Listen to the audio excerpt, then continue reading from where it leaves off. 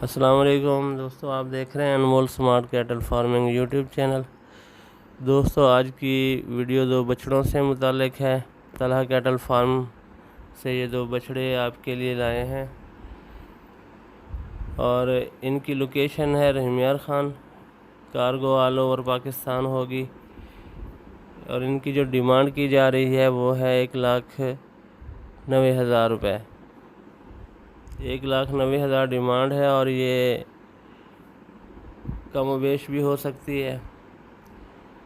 ये देखें जनाब, बहुत ही अच्छे नाफ झालर में ये दोनों बच्चे, अगले साल के ये बच्चे हैं। ये देखें,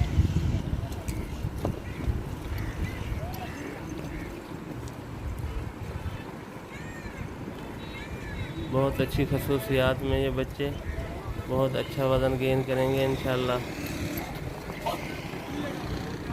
दिए गए नंबर पर आप रब्ता करके डिटेल जान सकते हैं, बार्गेनिंग कर सकते हैं।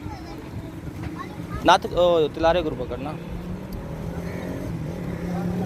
ये नंबर है जी 0300264332।